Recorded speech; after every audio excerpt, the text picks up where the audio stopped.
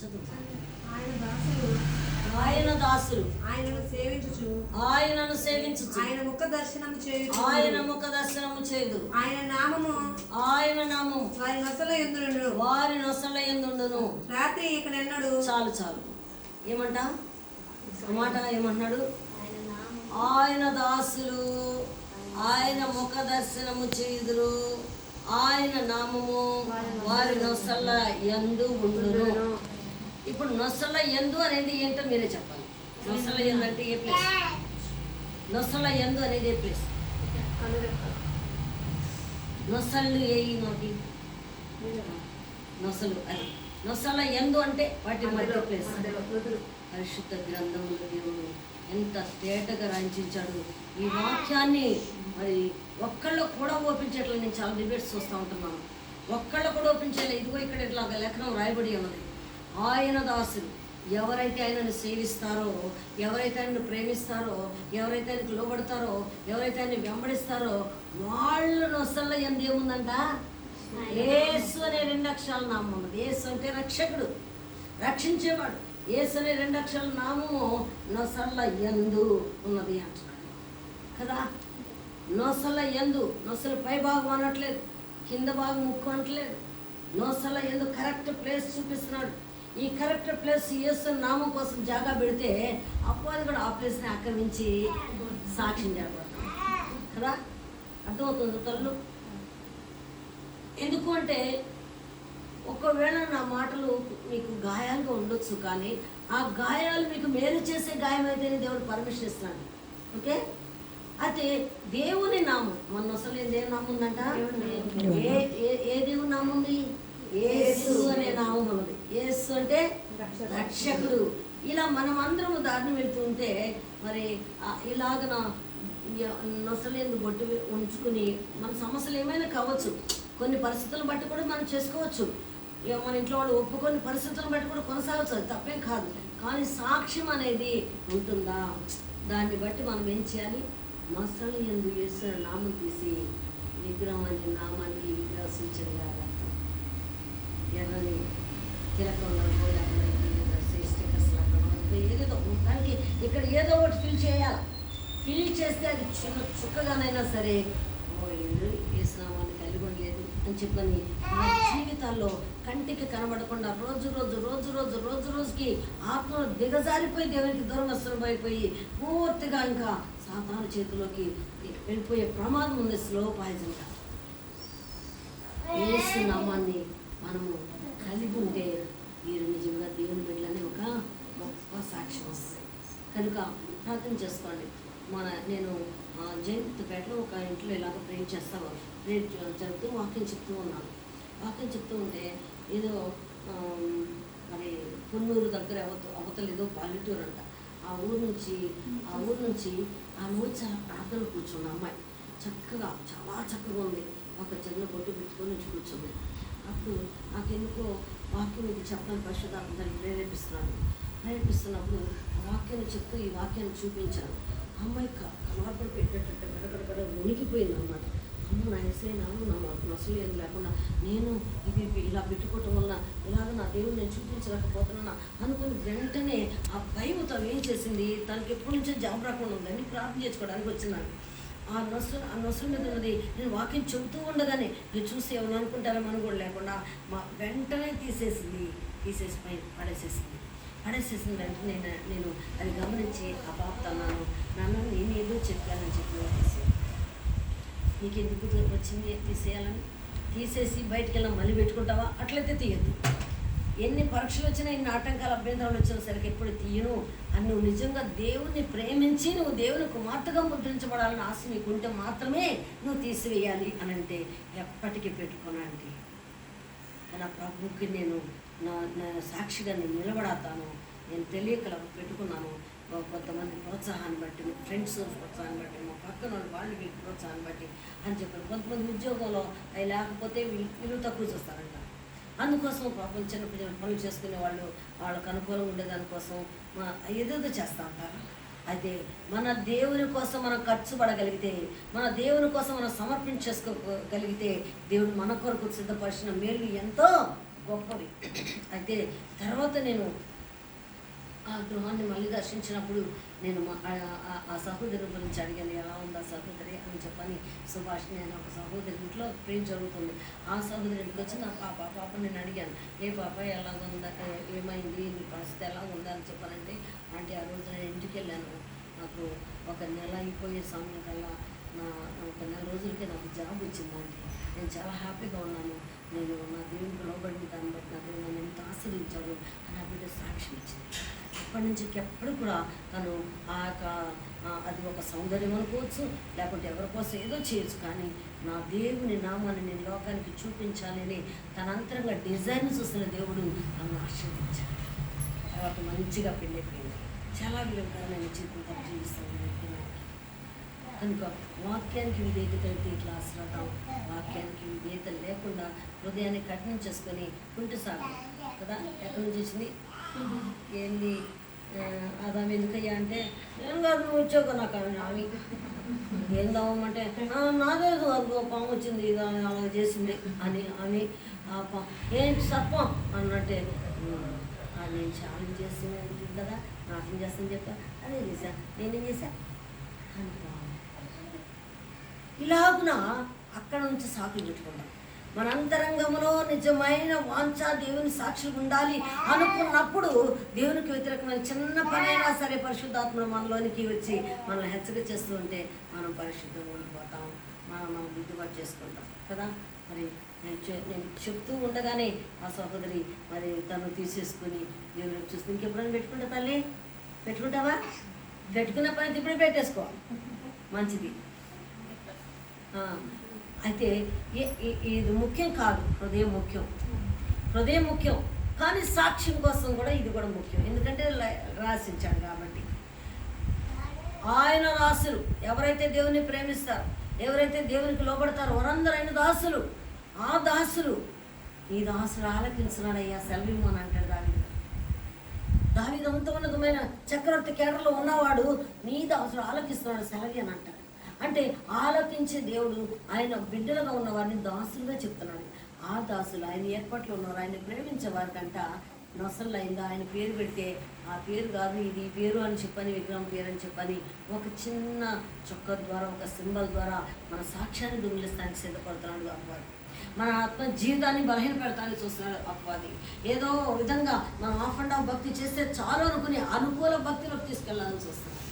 కానీ దేవుని మాటకు విధేయత కలిగి దేవుడు చూస్తే దేవుడు ఏం కార్యం చేసేవాడు ఉన్నాడు, ఎలా చేసేవాడు ఉన్నాడు చూద్దాం. ఏం చేశాడు చూద్దాం. మొదటి దినవృత్తాంతంలో గ్రంథం 17వ అధ్యాయము, మొదటి దినవృత్తాంతంలో గ్రంథము 17వ అధ్యాయం 8వ వచనం.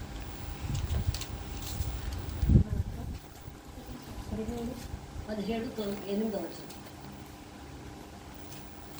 నీవు వెళ్ళిన చోటునెల్లా నీకు తోడుగా ఉండి నిన్ను ద్వేషించు వారిని నీ ముందర నిలవనీయక నిర్మూలం చేసి లోకంలోని గనులకు కలిగి ఉన్న పేరు వంటి పేరును నీకు కలుగజేయదు. ఏమన్నాడు? మొదటి దినవృత్తాంతంలో గ్రంథము 17వ అధ్యాయము 8-9 వచనాలు పుస్తగా. ఇప్పుడు 7వ వచనం కూడా చదువుతాం. కావున నీవు నా సేవకుడైన దావీదుతో చెప్పవలసినది ఏమనగా, సైన్యములకు అధిపతియగు యెహోవా ఈ ప్రకారం సెలవిచ్చుచున్నాడు, నీవు నా జనులైన ఇశ్రాయేలుల మీద అధిపతివై ఉండునట్లు గొర్రెల వెంబడి తిరుగుచున్న నిన్ను గొర్రెల దొడ్డి నుండి తీసుకొని నీవు వెళ్ళిన చోటునెల్లా నీకు తోడుగా ఉండి నిన్ను ద్వేషించు వారిని నీ ముందర నిలవనీయక నిర్మూలం చేసిదిని. చిన్న ప్రార్థన చేద్దాం. ఇది మన అంశం. తండ్రి నీకు స్తోత్రం, పరిశుద్ధాత్మ దేవానికి చెల్లిస్తున్నాను. ఇంతవరకు హెచ్చరికలతో మీరు మాట్లాడుతూ వచ్చారు. ఈ సమయంలో లేఖనాల నుంచి మీరు దర్శించండి, మాతో మాట్లాడండి, మమ్మల్ని బలపరచండి, నేను తెచ్చుకోమని నేను మీకు సంపూర్ణంగా సమర్పించుకుంటూ నాకు నేను సమస్తాన్ని కొట్టివేసి పరిశుద్ధాత్మ దేవుని శక్తితో నింపి ఈ మహిమ కొరకు నేను నీ ప్రేమించిన ప్రతి బిడ్డ ఆకలి దప్పులు ఎదిగిన దేవుడు ఏ బిడ్డ ఆకలితో వచ్చారో, ఏ దప్పులతో ఉన్నారో వారు ఆకలి తీర్చి వారు దప్పులు తీర్చి మీరు మహిమపరుచుకొని నీకు ఘనత మహిమ పొందుకోమని యేసుక్రీస్తు నామంలో ప్రార్థిస్తున్నాం తండ్రి. దేవుని మాటకు విధేయత కలిగిన వారికి దేవుడు ఏమైనాడంట, దేవుడు కదా. నీవు నాకు తోడై ఉన్నావు అంటున్నాడు ఇక్కడ యాకోబు. నీవు నాకు ఇక్కడ తోడై ఉన్నావు అనేది దావీదు గారి గురించి చెప్పబడుతుంది. ఈ దావీదు గొర్రెల దొడ్డిలో ఉన్నాడు. బాల్య దినములోనే గొర్రెల దొడ్డిలోకి వెళ్ళాడు. దావీదు తల్లి ఎవరు తెలుసా మీకు? దావీదు తల్లి పేరు ఎవరు తెలుసా? అంత రక్షణాత్మక కలిగిన వాళ్ళేనా? రక్షణాత్మక కలిగిన వాళ్ళ తల్లి ఆత్మస్వార్థి సంఘం ఉన్నారా? మీరు మంచిది వినండి. అయితే దావీదు తల్లి బైబిల్ గ్రంథంలో రాయబడలేదు, కానీ కొన్ని గంటల ఆధారాలతో ఉన్నాయి. ఆ పేరు నజావిత్ అని. నజావిత్ దావీదు గారి తల్లి పేరు. ఇక్కడ ఒక చిన్న చరిత్ర మీకు తెలియాలి. దావీదు బాల్యదినంలోనే గొర్రెలు రాసుకుంటూ అరణ్యాల్లో ఉన్నాడు. ఎందుకున్నాడు అంటే, అరణ్యాల్లో దావీదు తండ్రి ఎవరు? దావీదు తండ్రి యెషై దావీదు తండ్రి. ఈ దావీదు తండ్రి యెషైగా ఉండి ఈయన చేసే పని ఏంటంటే, రచ్చబండ మీద కూర్చొని తప్పు చేసిన వాళ్ళందరికీ న్యాయం తీర్పు తీర్చి తీర్పడి పెద్దవాడు, పెద్ద మనిషిగా ఉన్నాడు. అలాంటి సమయంలో మరి ఇశ్రాయేలు జనాంగంలో నుంచి కాక మరొక స్థితిలో ఉన్న కుమార్తెను తీసుకొచ్చి పెళ్లి చేసుకుంటాడు యెషై. 7 కుమారులు కంటారు. ఆ తర్వాత రచ్చబండ దగ్గర ఈయన బాగా ప్రాపర్ అయిపోయి అందరికీ తెలిసిపోయి పెద్ద గంట వచ్చేస్తున్న సమయానికి తనతో ఉన్న న్యాయ తీర్పు తీర్చే వాళ్ళందరికీ ఒక అసూయ వచ్చేసి వీడేంటి దేవుని ఆజ్ఞను వ్యతిరేకించి పరాయి స్త్రీతో ఇల్లు మందకూడదనంటే ఆ స్త్రీలను తెచ్చుకొని పెళ్లి చేసుకొని 7 బిడ్డలు కానీ ఈయన మనకి ఇంకా రచ్చబండగా తీర్పు తీర్చడం ఏంటి, కనుక మనం ఒప్పుకోవద్దు, మనం అతన్ని విడిచిపెట్టాలి, లేదా ఈ రచ్చబండ కార్యక్రమానికి అతను ఆధిక్యత అయినా కోల్పోవాలి అని 2 విషయాల మీద వాళ్ళు పిలిపించి యెషైని వారికి అందరినీ పిలిపించి ఇదిగో ఏం చేస్తాను అని అంటే, యెషై ఆలోచన చేసి నేను విడిచిపెట్టాలిగా ఇస్తాను అని చెప్పాను.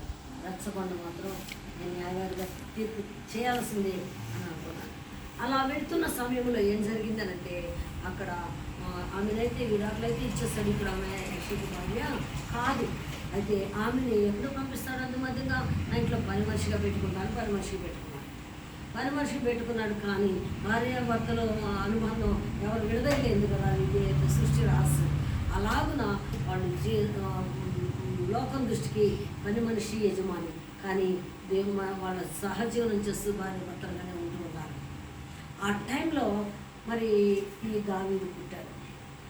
ఆ దావీదుని ఎప్పుడైతే గర్భం ధరించిందో తల్లి ప్రజలందరూ చూసి, అరే భర్తను ఇట్లా అయిపోయి విడాకులు ఇచ్చినాక ఈమె ఎక్కడెక్కడ తిరిగేసింది, బిడ్డలు పుట్టేసేసారు, గర్భం వచ్చేసేసింది, ఈమె పతిత, ఈమె అపిత్రాలు, ఈమె జాగ్రత్తం చేసింది, ఏమి అభిచారి, ఇలాంటి మాటలన్నీ గురించి ఆమెను అవమానంగా మాట్లాడుతూ ఉంటుంటే 7 కుమారులు ముందున్న 7 కుమారులు సలసల వాళ్ళ రక్తం మరిగిపోతూ కలవరపడుతూ బాధపడుతూ ఈ వీడు బుడ్డోడు కొట్టబట్టి కదా ఇట్లా నా తల్లికి ఇట్లా అవమానం వస్తుంది కనుక అని కొడుకు తమ్ముడి మీద ద్వేషం పెంచుకుంటారు అన్నారు. తండ్రిని పిలిచి అంటారు, తండ్రి మేమేం చేస్తాం మాకు తెలీదు, ఇదిగో వీడు పుట్టినప్పుడు వీడు చూస్తున్నప్పుడల్లా అందరూ అవమానిస్తున్నారు అమ్మని అవమానిస్తున్నారు, కనుక వీడు మన కళ్ళెదుట ఉండకుండా ఎక్కడికైనా పంపించేయాలి అని చెప్పని తండ్రిని కోరుకుంటారు 7 కుమారులు. అప్పుడు కొంత వయసు వచ్చేదాకా దైవికమైన భక్తిని నేర్పించి యెషై దేవుని మీద ఆనుకోవటం నేర్పించి పిల్లలు గురువులతో సంగీతాలతో వీణలతో వాయిద్యాలతో 10 తంతుల సితార. 10 తంతుల సితార అంటే ఏంటి? 10 తంతుల సితార సింఫోనియా ఎన్ని ఏళ్ళు మనకి? 10 ఏళ్లతోటి 10 తంతుల సితారాతో దేవుని మహిమపరుస్తూ కీర్తిస్తూ దావీదు ఆ రీతిగా ఉన్న పరిస్థితులను చూసి ఇవన్నీ నేర్పించి అరణ్యంలో ఒక గొర్రెల మందను పెట్టి దానికి ఒక ఇల్లులాగా ఫెన్సింగ్ అంతా రెడీ చేసి ఎవరు రాకుండా ఇతను చూసుకున్న దానికి కొంతమంది పని వాళ్ళని చేసి ఉంచి వంటలు చేసి పెట్టడానికి సిద్ధపరిచి ఈ అన్ని జాగ్రత్తలు చెప్పేసి గొర్రెల మందను అప్పగిచ్చేసి యెషై వెళ్ళిపోతారు. ఇక్కడ ఇతనికి ఎవరు కనబడరు, దిగులు కదా, సడన్గా అందరూ వదిలిపెట్టేస్తే దిగులు పడుతూ దుక్కునేసినప్పుడు అల్లా వాక్యం తీసి చదువుకోవటం పాటలు పాడుకోవటం చేస్తున్నాడు. పాట పాడుకోవటం, స్తుతించటం, ఎగరటం, గంతులేయటం, ఇక ఆయన దేవుని సంగతి అనిపిస్తూ దారిని వెళ్తున్నాడు. అలాంటి సమయంలో చిన్నతనం నుంచి కూడా ఒంటరిగా బతుకున్నప్పుడు ఎన్నో శ్రమలు ఎదుర్కొంటూ వాటిని గొర్రెల్ని కాపాడుకోవటానికి తినటానికి కోసం మరి పురులు, సింహాలు వచ్చి, ఎలుగుబంట్లు వచ్చి వాటిని కరుచుకొని చంపుకొని తినబోతూ ఉంటే దేవుడు ఏం చేశాడు? దావీదుకి బలం ఇచ్చాడు. ఇచ్చి వాటిని పట్టుకొని చీల్చేసి వాటిని గొర్రె పిల్లలు వాటి నోట్లో నుంచి కాపాడుకొని గొర్రె పిల్లలు కాపాడుకున్న దావీదుగా మనం చూస్తాం. అలాంటి అనుభవంలో ఉన్న దావీదును ఎవరు చూశారు? 7 నెలలు తల్లిదండ్రి కలిసిన వాళ్ళని చూడలేదు. వాళ్ళు యుద్ధంలోకి వెళ్ళారు, మంచి ఉద్యోగస్తులు ఉన్నారు, కానీ వాళ్ళ సామర్థ్యం లేదు, వాళ్ళు ఆత్మీయ సౌందర్యం లేదు, ఆత్మీయ ఆధిక్యత లేదు వాళ్ళకి. కానీ ఇక్కడ దావీదు ఒంటరిగా వేదనతో, కన్నీటితో, బాధతో, దుఃఖంతో ఉన్న దావీదు మీద దేవుని చూపు నిలిచి అప్పుడు అంటున్నాడు, నేను నీకు తోడై ఉన్నాను. నీకు తోడై ఏం చేస్తాను తెలుసా? గొర్రెల బొడ్లో నేను ఇశ్రాయేలు న్యాయస్థానంగా చేస్తాను. రెండోది ఏం చేస్తాను తెలుసా? నిన్ను ద్వేషించి వారిని ఏడుపు లేకుండా నేను మోడు చేస్తాను. మూడోది ఏం చేస్తాను తెలుసా?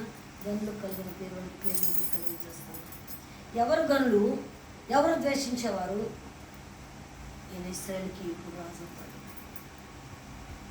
సమూయేలు ప్రవక్త వచ్చి పంపించి ఈ ప్రవచన మాట్లాడిస్తున్నాడు.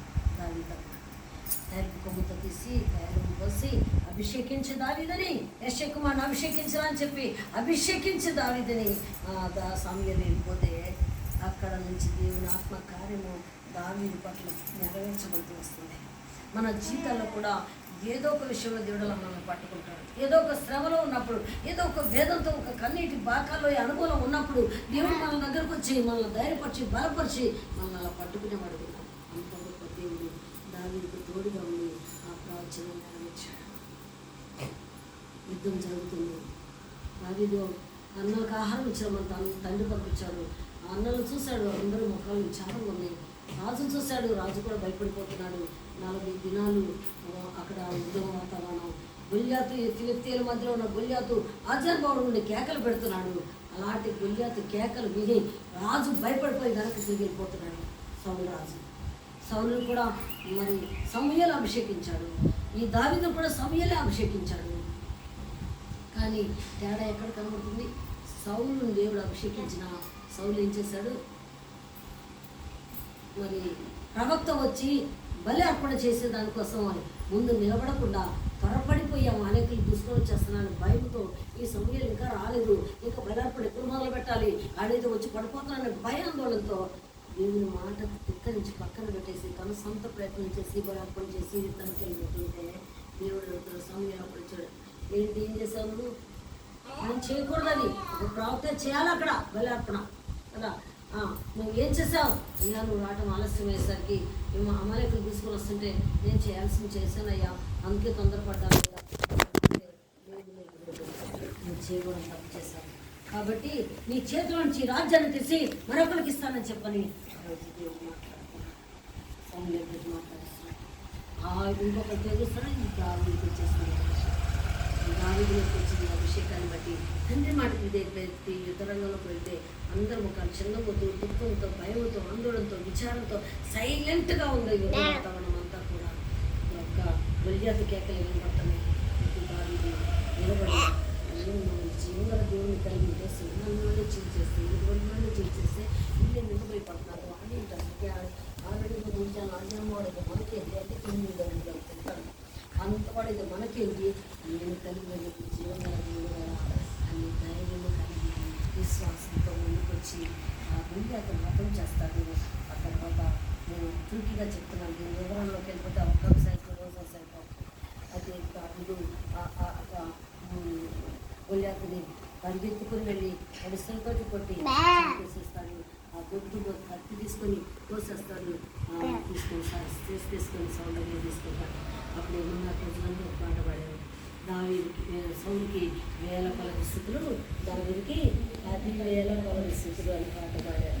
చూడండి, నిజంగా ఆత్మీయత కలిగిన వారు ఎవరైనా ఇంకొకరి గురించి మాట్లాడుతూ ఉంటే వారు ప్రోత్సహించి సహకరించి శృతిస్తారే కానీ స్తుతిస్తారే కానీ ఎంత మాత్రము అసూయపడరు కదా, ఎంత మాత్రం అసూయపడరు.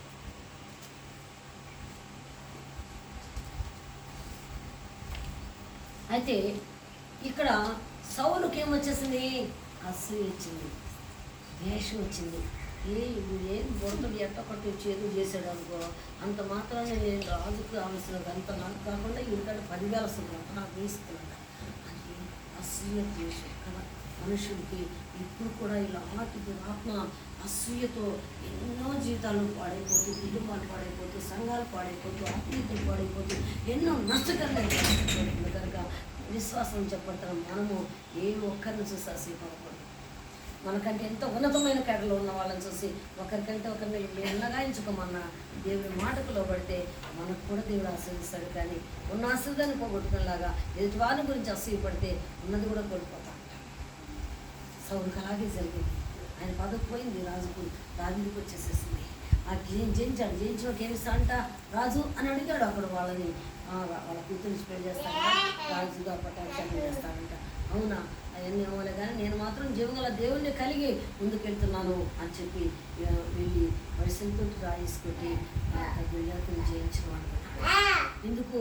ఒక వ్యక్తికి దేవుడు తోడుగా ఉంటే ఆ వ్యక్తికి ప్రతి వాగ్దానము నెరవేర్చబడుతుంది.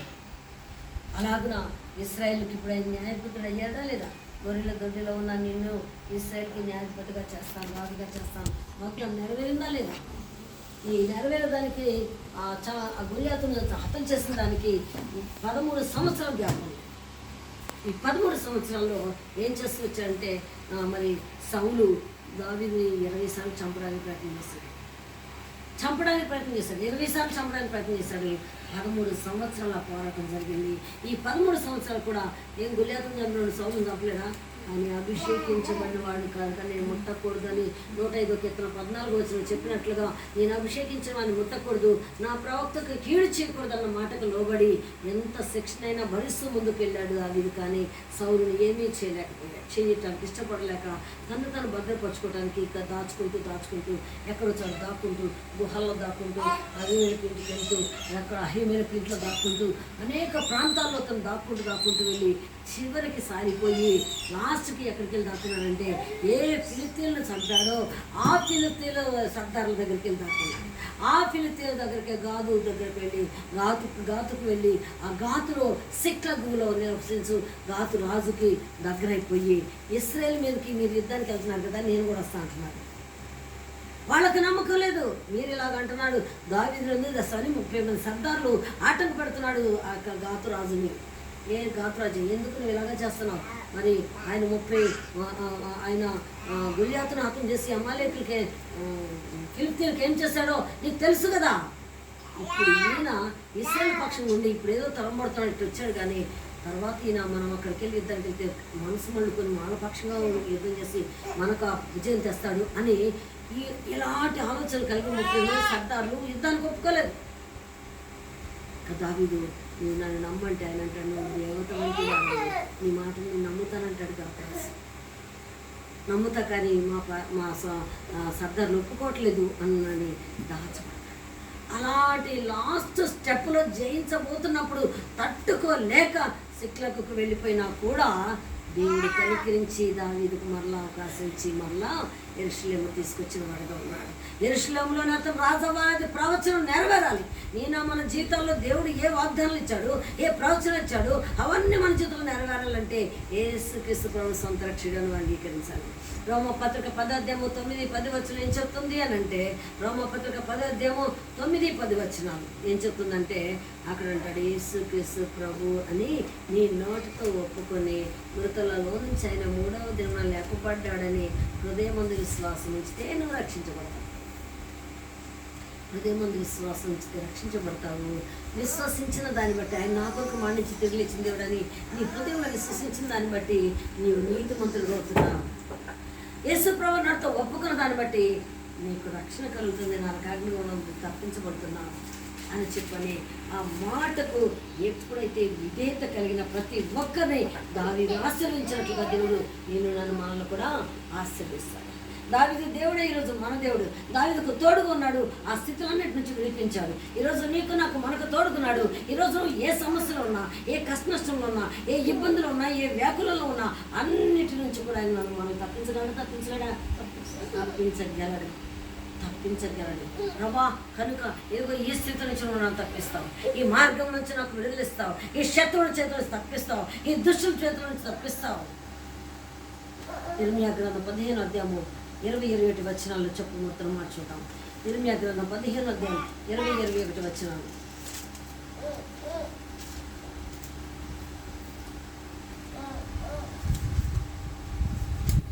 ఇర్మియా గ్రంథం 15:20-21 వచనాలు. రోజు బైబిల్ చదువుతుంటే ఎక్కడ ఏ పుస్తకం వెనక ఏ పుస్తకం ఉంది, ఏ పుస్తకం ముందే పుస్తకం ఉంది బాగా అర్థమవుతుంది. 15వ అధ్యాయం 20-21 వచనాలు. 15వ అధ్యాయం 20-21 వచనాలు. అప్పుడు నిన్ను ఈ ప్రజలను పడగొట్టజాలని ఇత్తడి ప్రాకారముగా నేను నియమించేదను. నిన్ను రక్షించుటకును నిన్ను విడిపించుటకును నేను నీకు తోడై ఉందను. కనుక వారు నీ మీద యుద్ధం చేయుదురు కానీ నిన్ను జయింపకపోవుదు. ఏమంటున్నాడు? ఏం చెప్పబడుతుంది? యుద్ధం చేయుదురు కానీ వారు నిన్ను జయింపకపోదురని చెప్పారు. నిన్ను జయింపకపోదురని యెహోవా సెలవిస్తున్నాడు. దుష్టుల చేతిలో నుండి నిన్ను విడిపించేదను, బలాత్కారుల చేతిలో నుండి నిన్ను విమోచించేది. దుష్టుల చేతిలో నుంచి విడిపిస్తా, బలాత్కారుల చేతిలో నుంచి విమోచిస్తా. ఈరోజు నీకు నాకు మన జీవితాలకు ఒక శ్రమ ఏదైనా ఒక వ్యక్తి ద్వారా కలుగుతుంది. డైరెక్ట్గా అపవాదిగాడు వచ్చేసి మనల్ని భయపెట్టడు, డైరెక్ట్గా దేవుడు కూడా వచ్చేసి మనల్ని కాపాడు. దేవుడు మనల్ని కాపాడాలనుకున్నాం, కొంతమంది మనుషులు మన కొరకు నియమిస్తాడు. అపవాది నాశనం చేయాలనుకున్నా కొంతమంది మనుషులను ఉపయోగపెట్టుకొని నశింపచేయడానికి ముందుకు వస్తాడు.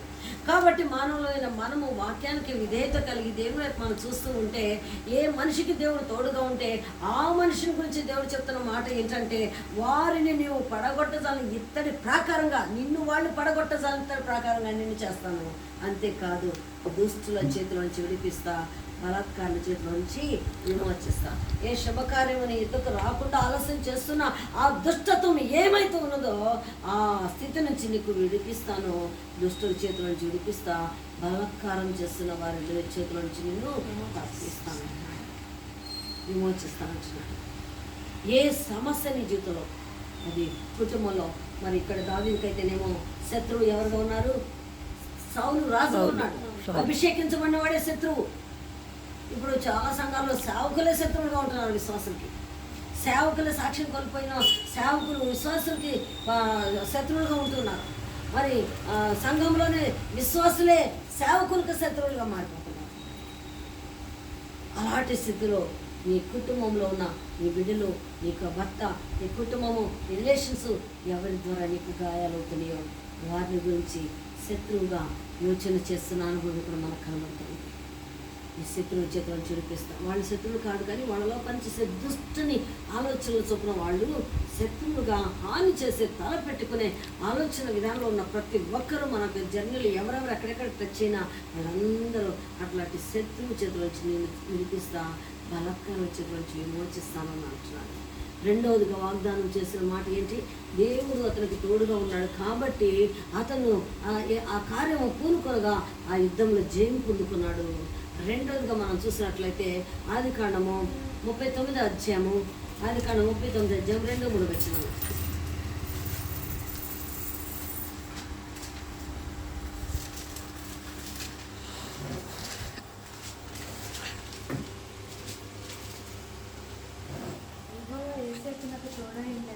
యెహోవా యోసేపునకు తోడై ఉండెను గనుక అతడు వర్ధిల్లుచు తన యజమానుడకు ఆ ఐగుప్తీయుని ఇంట నుండెను. అది అతను వర్ధిల్లుచు ఆ యజమానుడు ఐగుప్తీయుని ఇంట ఉండెను. వర్ధిల్లుచు ఉన్నాడంట, అక్కడ ఐగుప్తీయుని ఇంట ఉన్నాడంట. ఎవరితను? యోసేపు. అన్నల చేత బానిసత్వానికి అప్పగించబడిన యోసేపు, అన్నల చేత చంపడానికి ప్రయత్నం చేయబడిన యోసేపు ఎక్కడున్నాడు ఇప్పుడు? ఐగుప్తీయుల బానిసని ఇంట ఉండి బానిస చేస్తూ ఉన్నాడు. ఐగుప్తీయుల పొతిఫర్ కింద ఆ ఇంటిలో సేనాధిపతి సైన్యాధిపతి ఇంటిలో ఒక పనివాడిగా ఉన్నాడు. అయితే దేవుడు ఏం చేశాడంట, యోసేపుకు తోడుగా ఉన్నాడు కనుక వాళ్ళని చంపనీయకుండా ఆపు చేశారు. కొన్ని నిందలేశారు, కొన్ని పాప సంబంధమైన వ్యభిచార సంబంధమైన ఆలోచనలతోటి పొతిఫర్ భార్య అతన్ని శోధించింది. కానీ దేవుణ్ణి భయపడి వాడు కనుక నేను ఇంత గొప్ప పాతకాన్ని నేను ఒడికట్టలేను అనుకున్నాడు. దేవునికి భయపడ్డాడు, ప్రత్యేకించుకున్నాడు. యోసేపుకు దేవుడు తోడుకున్నాడు కనుక పాపం చేయకుండా ఆపాడు. యోసేపుకు దేవుడు తోడుకున్నాడు కనుక ఏ పని చేస్తే దానిలో సఫలం అవుతుంది. యోసేపుకు దేవుడు తోడై ఉన్నాడు కనుక ఎక్కడుంటే అక్కడల్లా వర్ధిల్లుతూ ఉన్నాడు. ఎక్కడ కూర్చుంటే అక్కడల్లా ఇది శ్రమగానే ఉంటుంది. చెరసాల ఒక శ్రమలోకి వెళ్ళాడు. చేయని తప్పుని చేసినట్టుగా రూపించి అక్కడ చెరసాలలో వేశారు. కానీ ఆ చెరసాలను అతనికి ఏమైంది ప్రధానమంత్రి రంగంలో తీసుకెళ్ళింది. అందుకే మనం మొదటి పాట పడుకున్నాం కదా, ఏమైనా చేయగలవు, కథ మొత్తం మార్చగలవు, నీ నామముకే మహిమంతా తెచ్చుకొందువు అంటూ రెండవ వచనంలో చివరి మాట, అపవాది కీడు నన్ను తలపెడతానికి వస్తాడు కానీ అవన్నీ నువ్వు మేలుగా చేస్తావయ్యా. ఇప్పుడు యోసేపు కూడా సొంత అన్నల చేత శోధించబడి పరీక్షించబడి భయంకరంగా చంపడానికి ప్రయత్నం చేస్తే దేవుడు పెద్దన్నలో దేవుడిని చంపొద్దు అని చెప్తే మనకేమొస్తుంది అని చెప్పని ఆపు చేస్తే అన్నట్టు వెళ్ళగానే అరే ఆయన చంపనట్లే వద్దు అంటున్నాడు కదా, ఇదిగో మిద్యానీళ్ళు వెళ్తున్నారు వాళ్ళకి అమ్మేసేద్దాం అని చెప్పని యోసేపుని వాళ్ళకి డబ్బులు కమ్మేసి ఆ వస్త్రాన్ని తీసుకొని గొర్రె పిల్లలు చంపి రక్తంలో ముంచి తండ్రికి చూపించి ఇదిగో దాన్ని నీ కుమారుడైన ఈ వస్త్రం గుర్తుపట్టు, మరి మీ తమ్ముని కుమారుడు క్రమంగా తినేసేసి అబద్ధం చెప్పిన తినేసినాయా. ఒకరోజు మరలా తండ్రి నిలబెట్టాడు దేవుడు, వాళ్ళందరూ నిలబెట్టాడు. ఐగుప్తులో ఆహారం సమృద్ధిగా ఉంచి కనాను దేశంలో కరువును తెప్పించి వాళ్ళందరినీ కూడా రెండు దేశాల మధ్యలో ఒక సంధిగా యోసేపును పెట్టి వాళ్ళందరికీ ఆశీర్వాదకారకులుగా ముందుగా అతను పంపినాడు. 105 కీర్తన 17 వచనం అంటాడు, అతను యోసేపు వారికి ముందుగా అక్కడికి వెళ్ళాడంట. వారికి వండ వేసి కాళ్ళు బిగించబడి నొప్పులు చేస్తున్నా కూడా అతను చెప్పినది నెరవేరేంత వరకు యెహోవా అతన్ని శోధిస్తూ ఉన్నాడంట. దేవుడిని ఆశీర్దిస్తానని చెప్పాడా, అయితే వెంటనే వసూలుగా వచ్చేది ఆశీర్వాదం. కానీ కొన్ని దినాలు నలుగుదల, కొన్ని దినాలు శ్రమ, కొన్ని దినాలు ఇబ్బందులు, కొన్ని దినాలు వేదన, కొన్ని దినాలు లేఖనం, కొన్ని దినాలు కరువు, కాపట్యం, ఎన్నో శ్రమల్లో నుంచి వచ్చినప్పుడు నువ్వు ఎంత నమ్మకంగా చూసి అప్పుడు నీతో చెప్పి వాగ్దాన్ని నెరవేరుస్తావు. రాదండి వాగ్దానం చేస్తే నమ్మదగిన దేవుడే. వాగ్దానాలు ఏంటైనా అన్ని అవునట్టుకొని ఎన్నో కొన్ని 1:20 చెబుతుంది. కానీ ఆ వాగ్దానాలు మన జీవితంలో నెరవేరాలంటే ఆయన పెట్టే ప్రతి పరీక్షకు మనం లోపడాలి.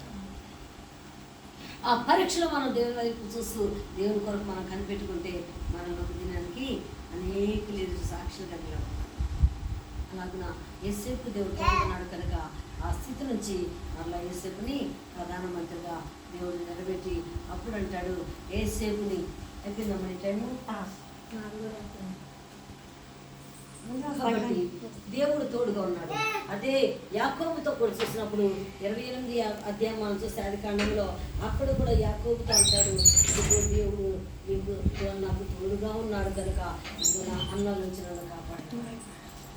దేవుడు ఒక వ్యక్తికి తోడుగా ఉంటే ఎన్ని శ్రమ నుంచైనా కాపాడు. ఈరోజు నేను నీకు తోడై ఉన్నాను, నేను బలపరుస్తాను, నేను నీకు సహాయం చేస్తాను, నీతి అనే దక్షిణాస్తంతో ఆదుకుంటాను. 41 యెషయా గ్రంథంలో 9-10 వచనాలతో మాట్లాడతారు. నేను నీకు తోడై ఉన్నాను, నేను నిన్ను బలపరుస్తాను, నేను నీకు సహాయం చేస్తాను, నీతి అనే దక్షిణాస్తంతో నేను నిన్ను ఆదుకుంటాను. దేవుడు వ్యక్తికి తోడుగా ఉన్నాడు.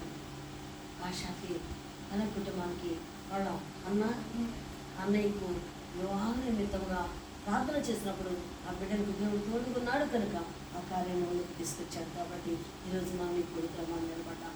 అయితే ఆ కొడుకు ఎలా జరుగుతుంది అనేది చూస్తే మొదటి దశలోనిక పత్రిక 5వ అధ్యాయం 16వ వచనంలో ప్రతి దానిని బట్టి కృతజ్ఞతాస్తుతులు చెల్లించండి, అలాగూ చేత దేవుని చిత్తము.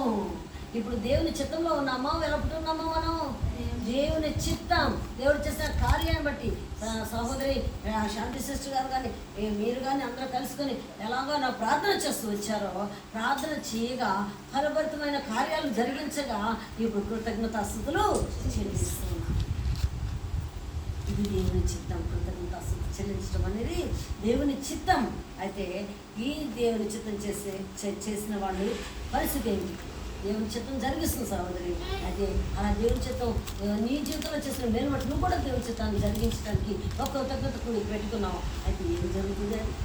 మొదటి యోహాను పత్రిక 2వ అధ్యాయము త్వరగా తీసి దగ్గరగా చదవలేకపోతున్నారని నేను చెప్పేసుకుంటా ఉన్నాను.